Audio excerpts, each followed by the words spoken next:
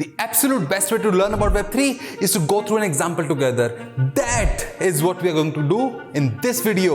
I'll give you a Web3 example in simple words. Also, somewhere in this video, I will reveal about $100 worth ETH giveaway. Somewhere in this video. Go find out.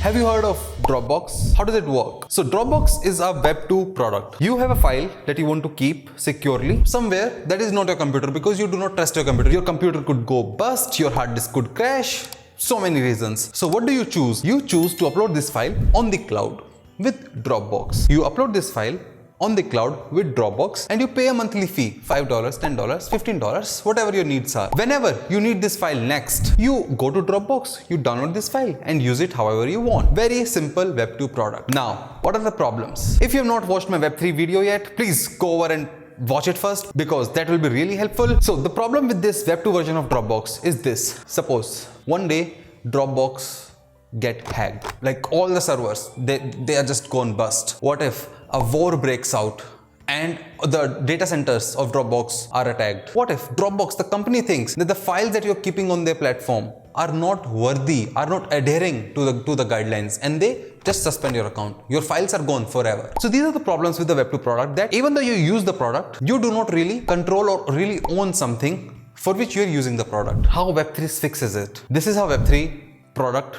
that accomplishes something like Dropbox would be doing it. In Web3, you'll have a file, suppose 1 MB file, that you want to keep in the cloud. Instead, now Web3 product will not say we have the servers, you keep this file on our clouds. Instead, a Web3 product will say this is a software. You give your file to this software and this software will keep it on the cloud. A software will keep my file in the cloud? How? So this is how. As soon as you give your file to this software will do one thing. This software will split this file into tiny pieces. So if you give your 1 MB file to this software will break this file into many small chunks, like hundreds of chunks. It will encrypt each of that file. It will encrypt each of this piece, and then this software will give each of this piece to 2 or 3 people out there on the internet to keep on their computers. Now, who are these people? These people are just like you and me. You could be running the other part of the software, which is the keeper software. So one part of the software is used to distribute the file, and the other part of the software is to keep the distributed chunks of other people's file on your computer. There's a network. So now imagine there are 10,000 people in the world who run this keeper software. They say we will rent out a small part of our hard disk to keep other people's file, and this is the software that we are using to rent out our hard disk. So we have a network of thousands of people who are renting out their hard disk in small pieces. And now on this side we have people like you and me who want to keep our files on this network. So what do? So we give our file to this software breaks our files into small pieces, encrypts each small chunk with a password, that is our password, and then distributes this each chunk to 2, 3 people in this network. Now all of these people are keeping a small chunk of my file. Now my chunk is distributed. No one person has a complete file. So nobody can peek into my file. No one person has all the parts, and each part is kept on 2, 3 computers. So even if 1 or 2 computers of this network goes down, or they shut down, or a war breaks out and a bomb explodes over them, it's still fine because these people are not situated in a same geographical location. One person could be in Singapore, another person could be in Estonia, another person could be in somewhere in South America, another person could be up there in the North Pole. They could be anywhere.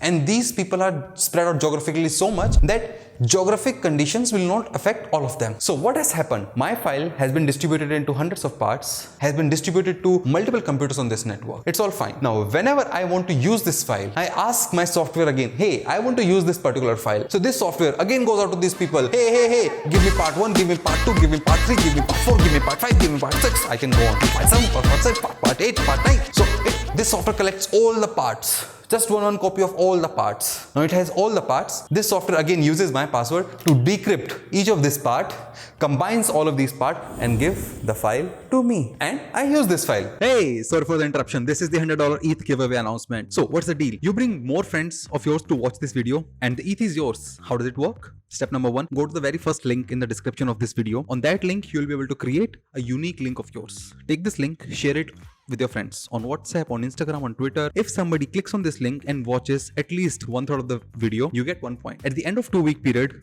the top 3 people with the maximum point gets $100 worth of ETH divided among them in the same proportion of their points. That's the deal. Okay, and now continuing with the video. This is a Web3. Now, you'll ask me, why are people renting out their hard disks in this network? Like, why? Why would I be keeping anybody's file? Because you'll get paid. So remember, you are paying Dropbox $5, $10, $15 a month. So again, to keep files in this network, you'll still be paying some money. In this manner, you'll not be really paying in dollars. You'll be paying in some tokens. So whatever this network is, this is a Web3 network, and this will have a Web3 currency governing it. So a Web3 currency is a cryptocurrency. So for example, the token for this is, say, file token. You'll pay to keep your file in file tokens. For example, this software says to keep 1 MB of file, you'll have to pay 10 file tokens. Now, whenever you pay 10 file tokens along with your file, this software will distribute my files, of course, but will also distribute my 10 file tokens to these people. Hey, you have also got payment to rent out your hard disk. So these people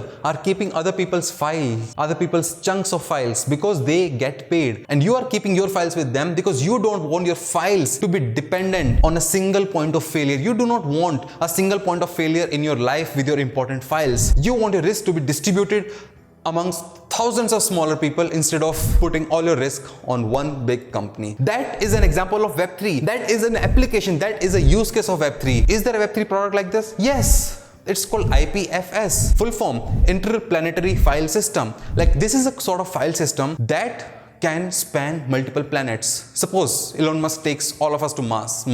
Not all of us, some of us to Mars. This network could work in a way that some chunks of your file are kept on Earth, some chunks of your file are kept on Mars. So that even if a big asteroid comes and hits Earth, your files will still be safe because some parts are on Mars. But really, that is up to the debate whether it will still be useful because you are on Earth. You are vanished, but your files are there. But that's up to debate. The whole point is Web3 provides a system in which there is no single point of failure even if an asteroid hits the planet. That is why Web3 is important, and this is an example. If you like this video, please share this video with your friends. I would really appreciate it because I want to bring 1 million new people into the Web3 crypto world by breaking down complex stuff in simple words. That's me, and I would really appreciate all the help that you could give me. Please like, share, subscribe to this video, press on the bell icon, share this video around, and I love you. Simple words. And I use मैं भूल गया.